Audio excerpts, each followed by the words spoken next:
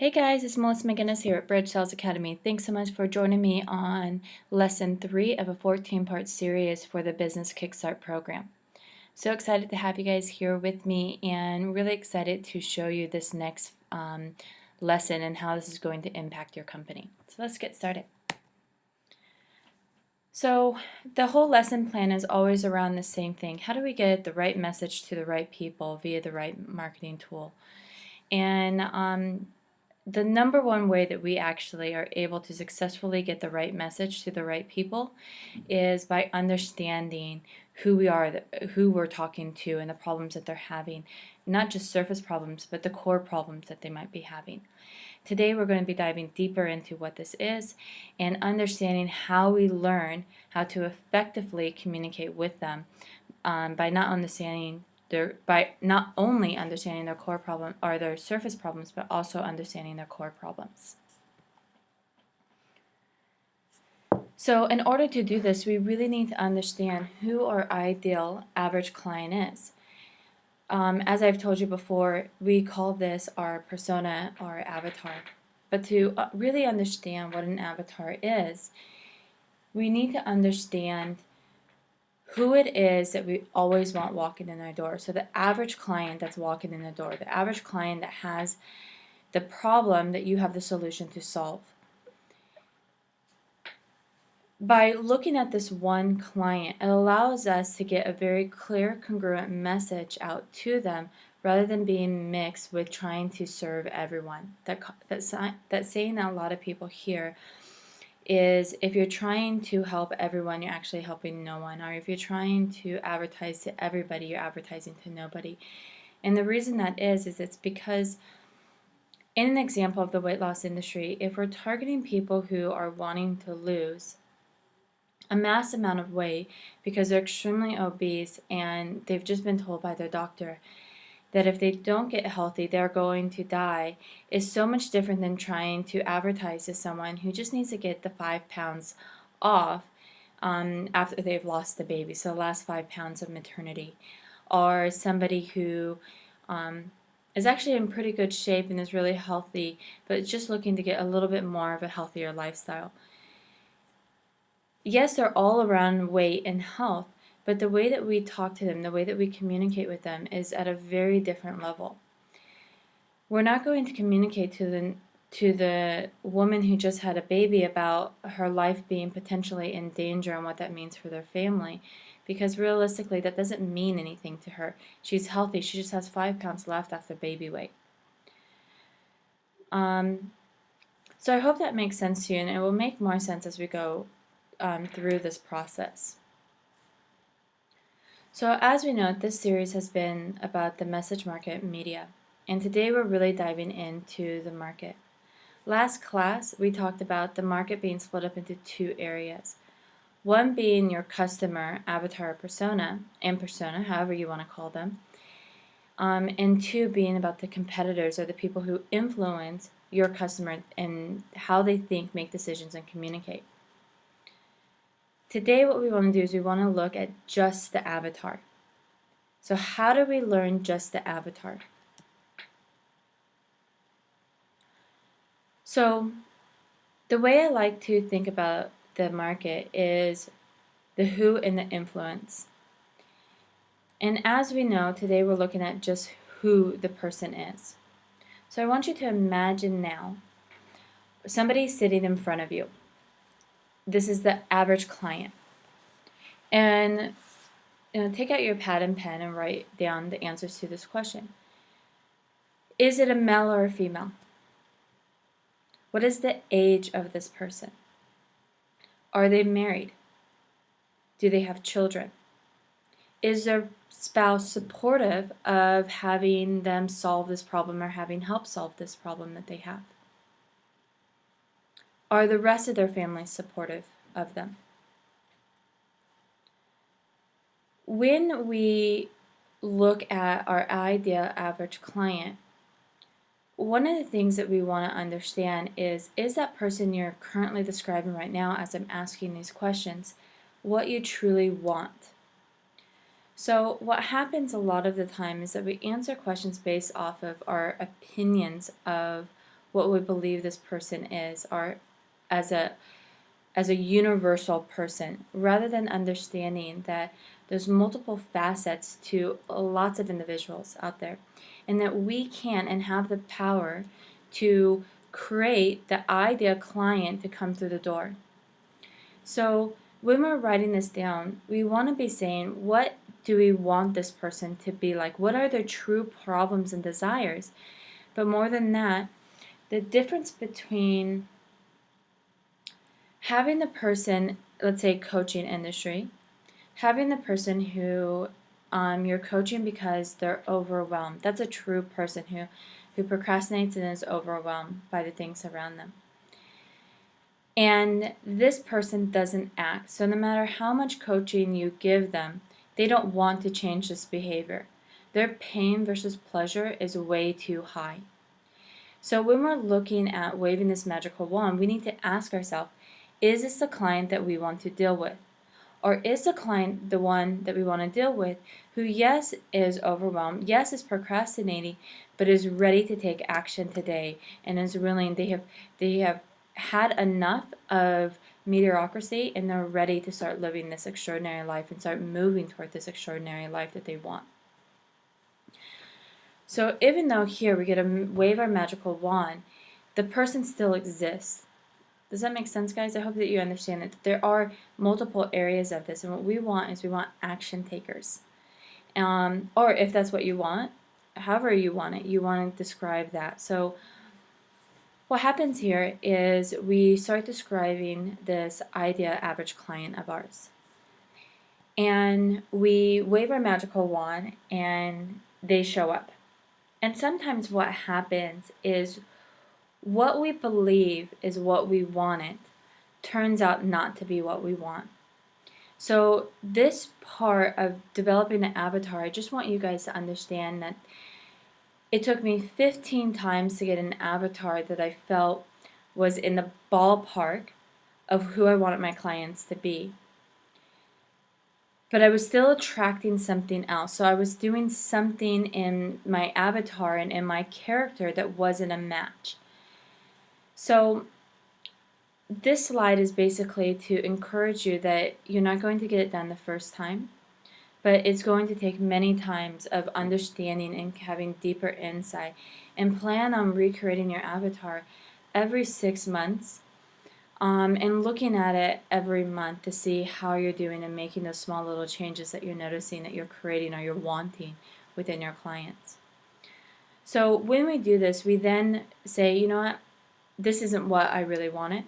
What I really want is this, and you start understanding the other clients. So maybe you're getting more people who are coming to you that are procrastinators, overwhelmed, that are not making action choices, versus the people who are coming in to your maybe your smaller group of avatars that are coming in that are action takers.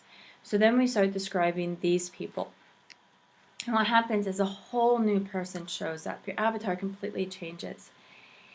And now we have a direct line of communication to this person, to the one that we know is going to take it serious. They're going to receive value. They're going to perceive the value as high. And they're going to want to continue the service. They're going to build a relationship with you because of the things that you're offering to them. So a lot of times right now in my lessons, people start asking, but how do I understand what this is? So next what we're going to do is we're going to go through some of the questions of what we need to understand. Here are some of the core questions. And the core questions work like this. We need to understand the core desire, or I'm sorry, the surface desire first.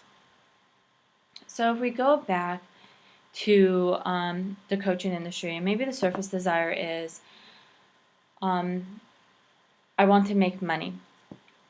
And the core desire, so the surface desire is I want to make money and build my business, but the core desire is I want to feel and be perceived as successful amongst and around my peers. And ultimately, I want to believe in myself that I can do this. So even though these are two very different things, we have to talk first to their core desire or their surface desire because that's what they believe they want. But their core desire speaks more closely to what they actually are looking to achieve. We need to understand what their wants are. So what are they looking for in terms of a solution? But what they actually need. What a lot of people sometimes believe is what they want is a step-by-step guide telling me exactly what to do. But what they need is they need to be taught how to think about the steps that they're giving so that when the problem comes and it occurs again, but on a different level, that they can then think themselves out of this problem and find the solution. We need to understand their fears. What are they afraid that are going to happen to them? The frustrations that they're having all the time. So their fears might be that they're not good enough and that they're not capable of doing it, but their frustrations might be that their family and friends confirm this to them all the time. Are you sure you can start this business? It's really hard to start a business. We need to find out what they desperately want to be solved. So, yes, they want to create a business, but what they really want to have solved is that their desire to feel as if they're worthy enough, or that they can, or they're capable enough, that they can create family support amongst them, and that this is the problem that they truly need solved. We need to understand what their biggest challenge is. Is it the support around their family, or is it themselves? Is it lack of education, or is it that they know how and it goes back to their supportive family? So for every avatar, it's going to be different. Depending on what industry you are, the examples I was giving may be relevant to your company, but it may not be relevant at all. So you need to ask these questions that's relevant to your avatar.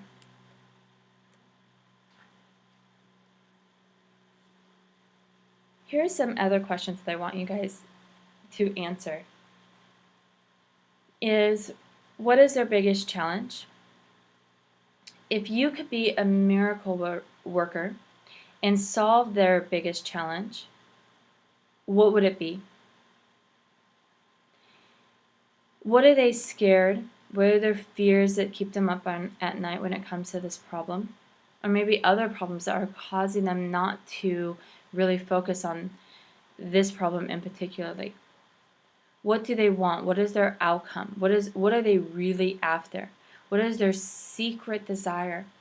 So many times I sit down with companies and individuals and they say, oh, I just want to build a business and just have something that can make me extra income. But when it comes down to it, their secret desires are actually to have something pretty significant in their life, something that they're pretty proud of. Yet they're not willing to say it because they're so afraid of how people will view them if they had it. Now remember that their secret desires, even though it might be something big and massive company making millions of dollars, it's not tangible. It's a feeling or an experience that they're going to be having when they achieve this goal of theirs. I want you to think about their top wants and desires as they actually say that they want them, and understand the difference between what they're saying and the difference between what they're wanting. I want you to think about the product or service that they're going to want from you. The product or service that they're going to actually be looking for within the market. And as you continue asking these questions, I want you writing it down and looking at your avatar. Remember, it's just one person sitting across from you. Give them a name. My avatar happens to be named Jenny. So as Jenny's sitting across from me, what is she like? How does she like to receive her goodies? And when I talk about goodies, it's the tangible things that she's going to be getting from you. Does she like it in emails, subscription models, folders sold out to her? Does she like the face-to-face types of things? Does she need regular phone calls to help her stay on track?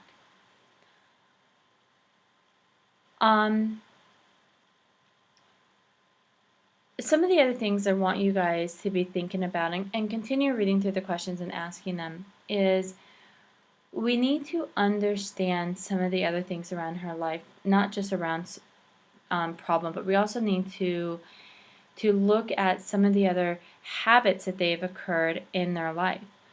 So have they started and stopped, started and stopped? Have they yo-yo diet? Have they procrastinated so much in their life that they have been labeled as a procrastinator? Have they been labeled as a perfectionist? Are they seen as the person who never gets anything done and they'll probably never ever get anything done? And then I want you to imagine this person. I want you to give them a name, an age, a sex, a marriage, the number of kids that they have. And imagine if you were standing in the crowd, would you be able to see this person and spot them out?